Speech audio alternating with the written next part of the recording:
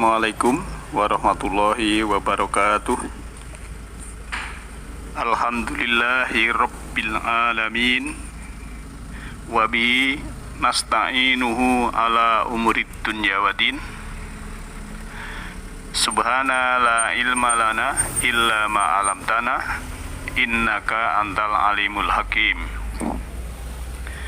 Ikhwanidin, kajian Majelis Taklim Nurul Huda yang insyaallah dirahmati oleh Allah Subhanahu wa Ta'ala. Kita jumpa lagi dalam kajian online malam hari ini.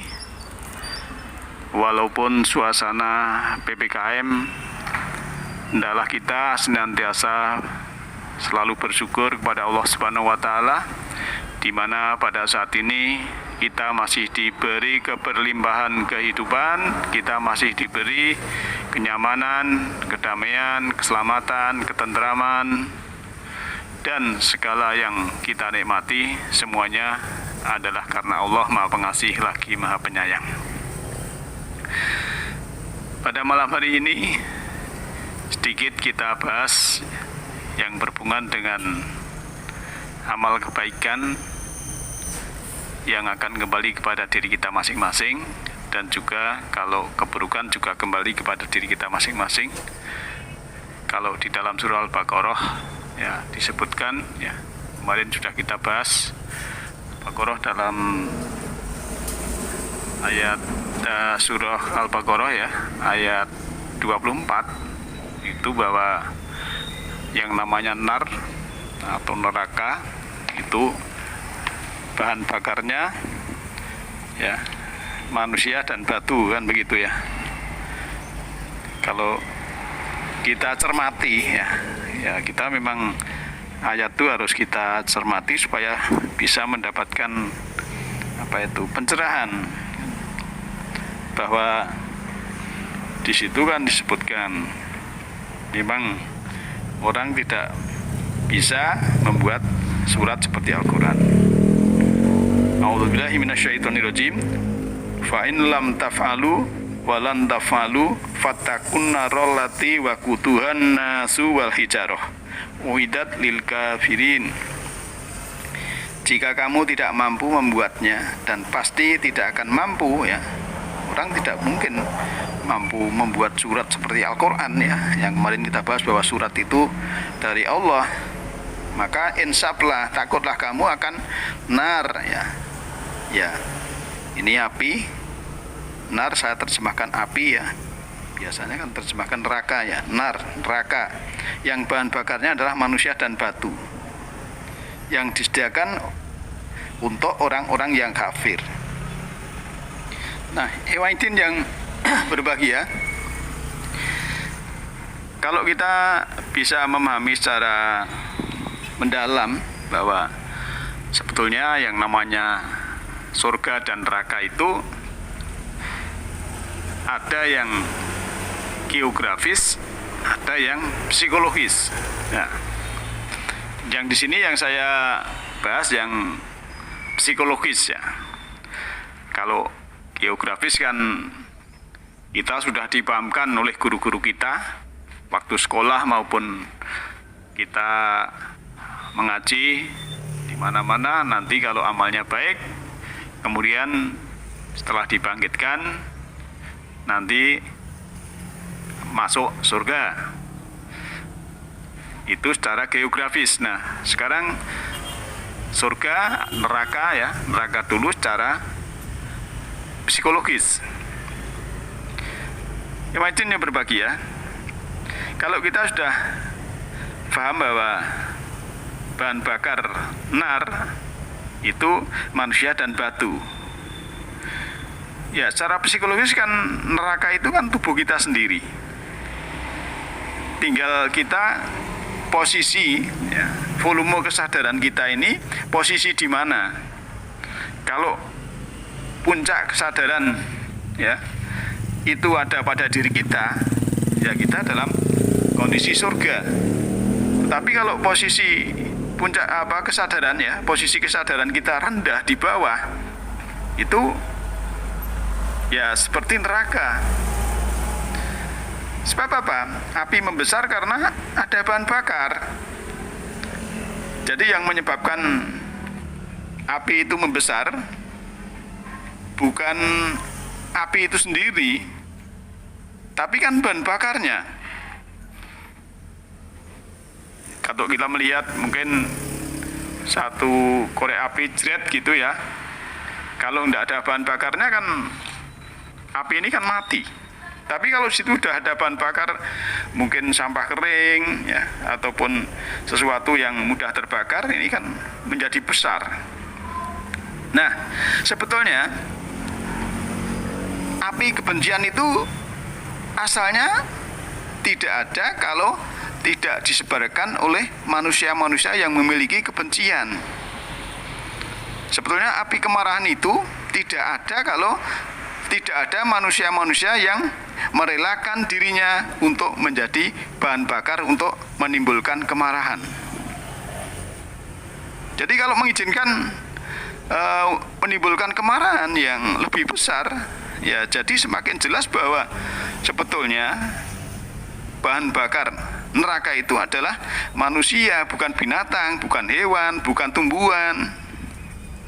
Jadi manusialah yang sebetulnya yang menimbulkan api neraka. Manusialah yang menimbulkan onar. Manusialah yang menimbulkan kemarahan. Manusialah yang menimbulkan kebencian.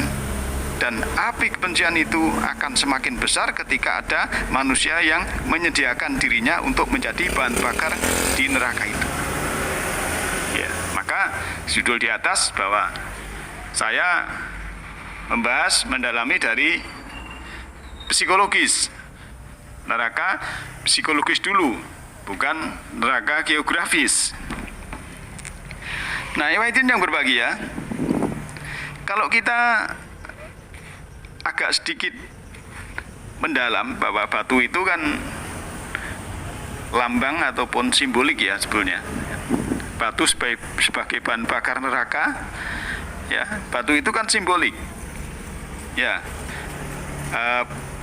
bahasa simbolik maksud saya, yang merujuk ke salah satu anggota tubuh manusia. Coba yang paling keras mana, dari atas ke bawah ke atas ya. Tubuh kita ini ya, kan yang namanya kepala. Maka batu itu merujuk ke bagian tubuh organ diri kita. Dan organ tubuh yang berbahaya sebagai manusia adalah leher ke atas. Jadi saya menangkap makna lambang batu itu adalah kepala ini. Kepala yang keras, kepala yang membatu, kepala yang sombong, kepala yang di dalamnya diisi kepicikan, ya, kepala yang di dalamnya diisi keangkuhan, kepala yang di dalamnya diisi kebencian, kemarahan. Itu kan sangat berbahaya.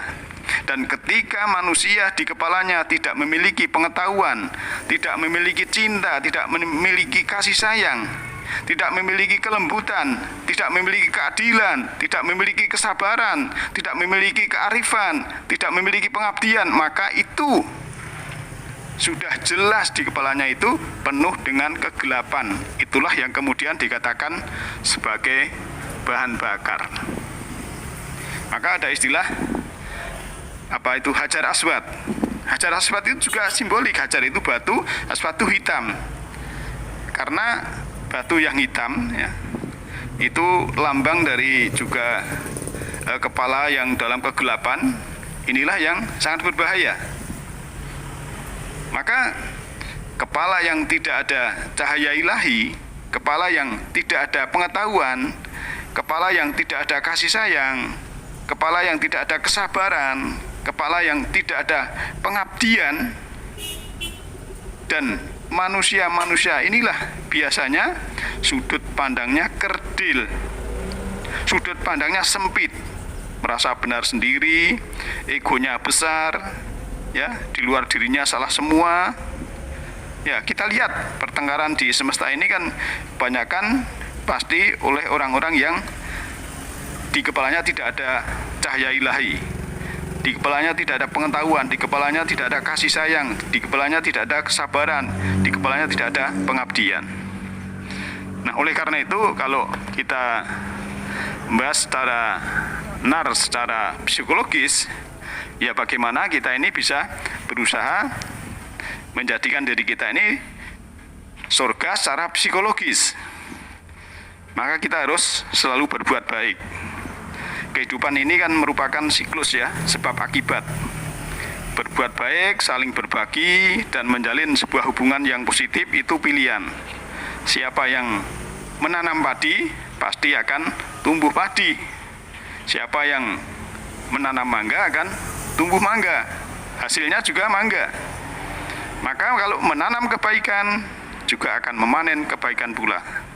Istilahnya, bahasanya itu mengalir. Ya, amal soleh yang mengalir dalam kepada diri kita sendiri-sendiri. Berbuat baik itu tak bisa dipaksakan. Karena apa? Butuh kerelaan. Kita harus terus belajar bagaimana pentingnya saling memahami, mau mendengar, mau berbagi, dan mau peduli kepada kawan lain. Sebab apa? Saling peduli, saling bekerja sama dalam menyelesaikan masalah menjadi suatu hal penting dalam membina hubungan silaturahim. Manusia tak pernah bisa benar-benar hidup sendiri pada kehidupan ini karena kita ini makhluk sosial. Kita tidak bisa menjadi manusia yang egois, merasa bisa melakukan segala sendirian, dan merasa tak membutuhkan orang lain. Ini egois namanya. Nah, yang ini berbagi ya. Kebahagiaan dalam diri kita itu kan kalau kita bisa menolong ya orang lain, kita bisa harmonis persaudaraan, juga dalam persahabatan, bahkan dengan keluarga. Ketika orang lain bahagia, kita bisa memberi nilai kemanfaatan itu sendiri dan juga bisa merasakan dan terjalinnya kebaikan bersama-sama. Nah, din, aturan hidup, sistem hidup, agama mengajarkan bahwa manusia yang paling dicintai Allah adalah yang paling bermanfaat bagi yang lain. Karena disitulah sudah dalam puncak kesadaran.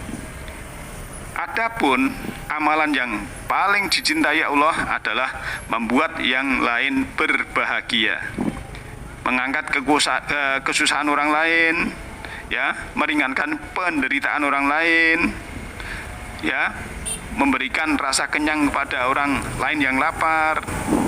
Itulah yang sebetulnya yang dikehendaki Allah dalam kita menjadi khalifah ataupun abdi yang berada di planet bumi ini. Nah, berbuat baik itu ya bisa menginspirasi dan mendatangkan kebaikan juga. Kita ingin menikmati sesuatu yang indah.